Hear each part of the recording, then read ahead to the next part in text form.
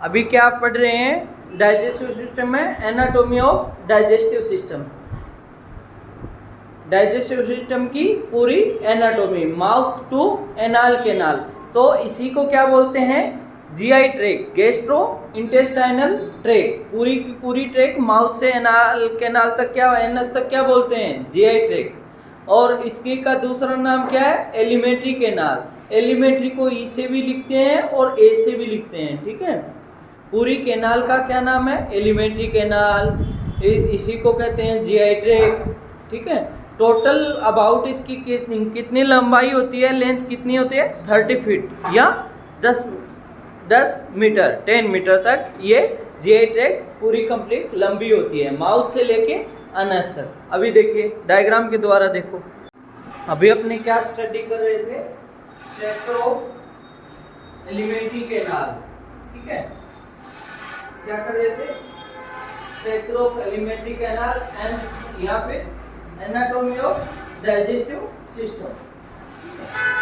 तो anatomy of digestive system क्या है, टोटल यहाँ से यहाँ तक क्या बोलते हैं, जीआई ट्रैक, या यहाँ से यहाँ तक क्या बोलते हैं, एलिमेंट्री कैनाल, ठीक है। जीआई ट्रैक मतलब गैस्ट्रो इंटेस्टाइनल ट्रैक, ठीक है। एलिमेंट्री कैनाल माउथ से लेके एनस तक, ठीक है। तो सबसे पहले स्टार्ट होता है माउथ, माउथ के बाद टीथ के बाद क्या है, यहाँ पे पैरानोइड ग्लैंड भी आती हैं और सैलिवरी ग्लैंड, ठीक है, जो कि क्या है, केमिकल ब्रेकडाउन करती हैं फूड को, अपना केमिकल डालती है। और इसके बाद ये क्या है, फेरिंक्स, क्या है, फेरिंक्स। माउथ के बाद क्या आ गया, फेरिंक्स। फेरिंक्स के बाद क्या आ गया, इसोफेक्स। ये क्लियरली डायग्राम थोड़ा बोर्ड छोटा होने की वजह से थोड़ा सा इसोफेक्स की लंबाई ज़्यादा होती है। आगे क्या होता है, ट्रेकिया होता है, आगे की साइड क्या होता है, ट्रेकिया होता है, और पीछे की साइड क्या होता है, इसोफेक्स। पीछे की साइड क्या होता है, इसोफेक्स के पीछे क्या होता है, वर्टिब्रा कोलम, क्या होता है। तो उनको क्या है, मजबूती कौन प्रोवाइड करता है, आगे की बोन रिब्स, स्टर्नम, और पीछे की वर्टिब्रा कोलम प्रोवाइड करता है ना। तो ये वो ट्रेकिया क्या है, सांस वाली नली है, ट्रेकिया क्या है, सांस वाली नली है, और इसोफेक्स क्या है, खाने वाली नली है, पाइप ही है। इसोफेक्स क्या है, खाना खाने वाली नली है। इस पाइप से खाना जाता है, ये जे शेप क्या है, आगे इसोफेक्स से खाना आगे आगे आगे जे शेप टाइप की क्या करती है, स्टोमक, जिसको एब्डोमेन कहते हैं, पेट कहते हैं, ठीक है।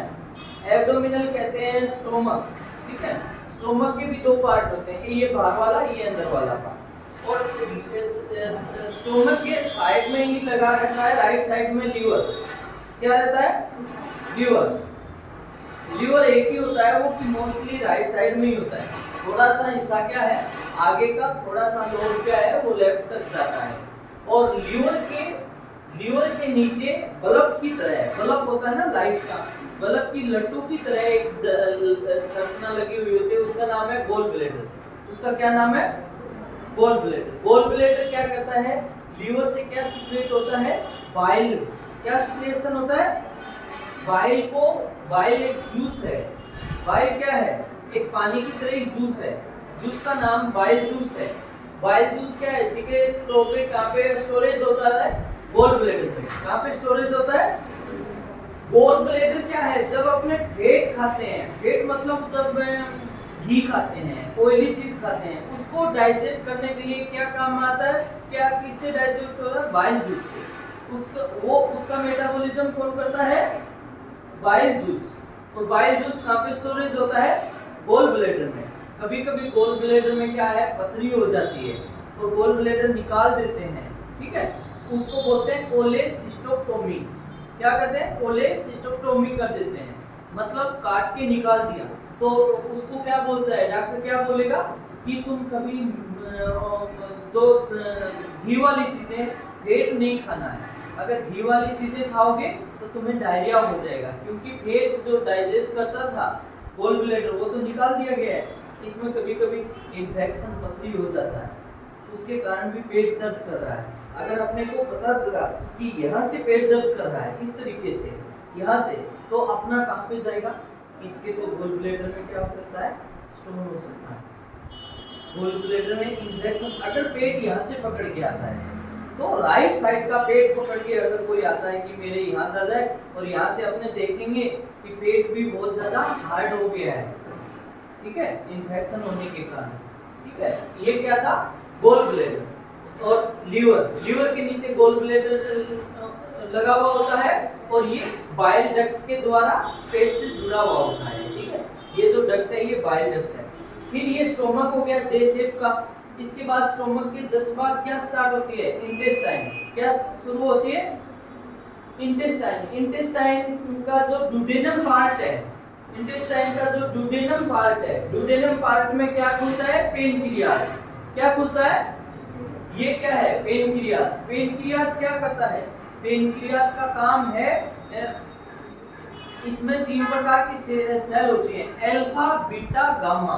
कितनी होती है, 3 टाइप की सेल होती है, अल्फा बीटा गामा। इसमें मोस्टली यूज जो होता है वो बीटा सेल है ना, वो इसके टेल में होती है। बीटा सेल से क्या आता है, इंसुलिन। क्या आता है, और ये इंसुलिन यहाँ पे डाल देता है।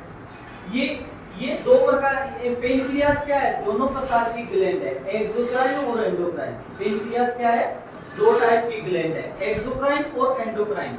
मतलब अपना सीक्रेशन डायरेक्ट ब्लड में भी डालता है, और थ्रू मतलब डायरेक्ट ये क्या है, इंटेस्टाइन में भी डालता है। तो एक पेनक्रियाज दोनों टाइप की ग्लैंड है, एक्सोक्राइन एंडोक्राइन। 2 प्रकार की ग्लैंड होती है बॉडी में, एक्सोक्राइन और एंडोक्राइन।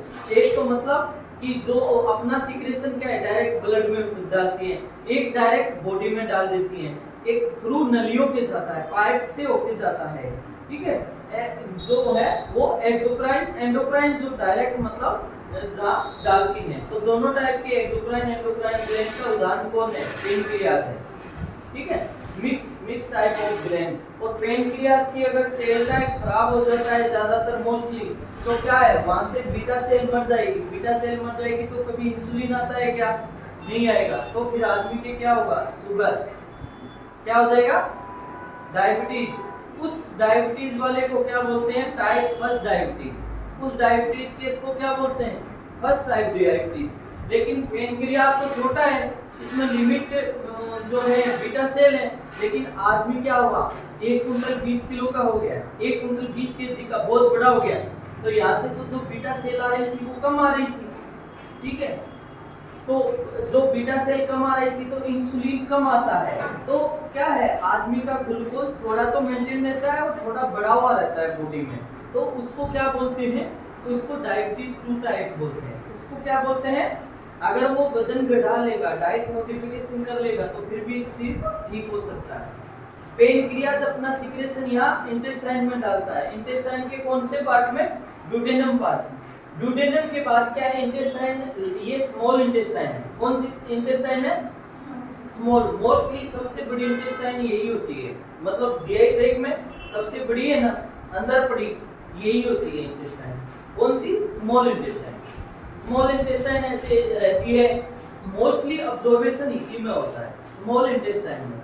ज्यादातर खाने पीने का जो भी ऑब्जर्वेशन होता है ना, वो यहीं पे होता है, ठीक है। और किसी के गैस बनता है ना, गैस्ट्राइटिस होता है, वो इस पेट में होता है। कभी कभी पेट में जलन होती है, ठीक है। खाना खाने से पहले अगर जलन हो रही है, अगर खाना खा रहे हैं, खाने से पहले जलन हो रही है, तब तो वो क्या होगा, गैस्ट्राइटिस।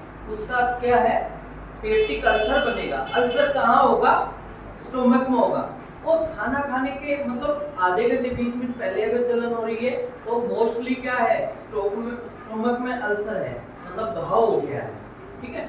और खाना खाने के आधे घंटे बाद, 1 घंटे बाद अगर जलन हो रही है पेट के थोड़ा नीचे हिस्से में हो रही है, तो ऐसे मानो कि अल्सर कहाँ हो गया है, अल्सर हो गया है इंटेस्टाइन में।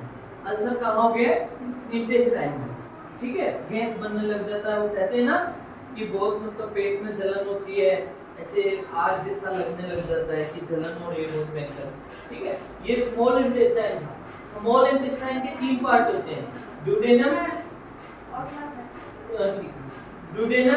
ड्यूडेनम और इलियम, ठीक है। यहाँ पे इलियम पार्ट जुड़ा होता है लार्ज इंटेस्टाइन से। स्मॉल इंटेस्टाइन के बाद कौन सी इंटेस्टाइन स्टार्ट होती है?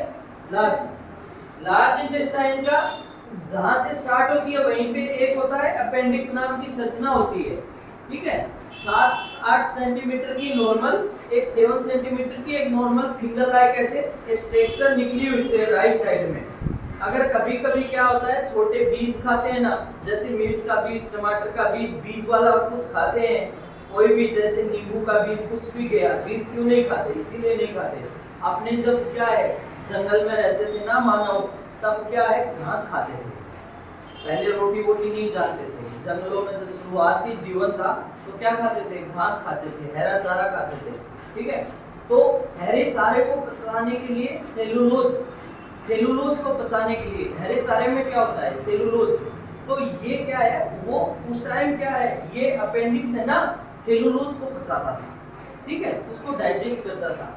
लेकिन धीरे धीरे अपने क्या है, जैसे जैसे बढ़ते गए, रोटी चावल दाल भात खाने लगे, घास छोड़ दिया है। तो इसका काम नहीं है कुछ भी, लेकिन ये एक संरचना है जो जन्म से ही होती है। लेकिन कभी कभी कोई बीज कुछ जाने से, इसमें इन्फेक्शन हो जाने से डॉक्टर इसको क्या है अपेंडिक्टोमी कर देते हैं। अपेंडिक्टोमी मतलब काट के निकाल देते हैं, ठीक है, काट के निकाल देते हैं। इसका कोई काम नहीं है, लेकिन ये स्ट्रक्चर है अपेंडिक्स, अपेंडिटाइटिस बोलते हैं। अगर इसमें इन्फेक्शन हो जाता है तो काट के निकाल देते हैं।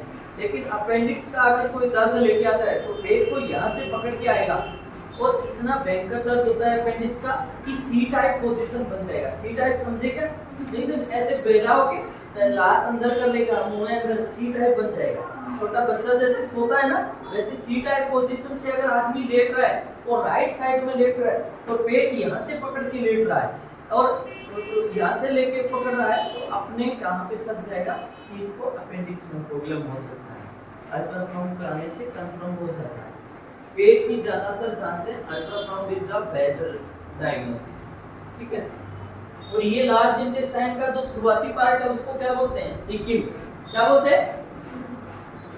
सीकम बोलते हैं। लार्ज इंटेस्टाइन के सीकम बोलते हैं। जो शुरुआती पार्ट है उसको क्या बोलते हैं? सीकम, ठीक है।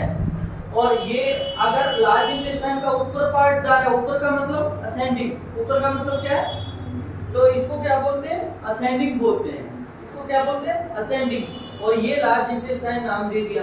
तो उसके बाद असेंडिंग के बाद लार्ज इंटेस्टाइन ऐसे मुड़ती है, तो ऐसे है तो मतलब क्या है? ट्रांसवर्स। क्या है? कोलन का मीनिंग होता है इंटेस्टाइन, गट, इंटेस्टाइन, आंत। कोलन का मीनिंग क्या होता है? आंतों, ठीक है। तो ये ऐसे पार्ट है तो इसका नाम क्या हो गया? ट्रांसवर्स। और नीचे आ रहा है तो इसका नाम क्या हो गया? डिसेंडिंग। और डिसेंडिंग के बाद क्या हुआ? जो डिसेंडिंग जहाँ मुड़ता है, टर्न करता है ऐसे, उस कॉलन को क्या बोलते हैं? Sigmoid colon. क्या बोलते हैं? Sigmoid colon. सिग्मोइड कॉलन के बाद क्या आता है? रेक्टम। रेक्टम के क्या बाद आता है? Anus, anal canal. और ये स्मॉल इंटेस्टाइन के दो पार्ट होते हैं, तीन, ड्यूडेनम, फिर आता है जुजेनम और फिर इलियम, इलियम, ठीक है। ऐसा कोई नाम है क्या जो रह गया है? नहीं है ना। तुम्हें थोड़ा थोड़ा ध्यान है का? एक बार पढ़ो सारे, ठीक है। जे शेप की क्या करती है, पढ़ो अच्छे से।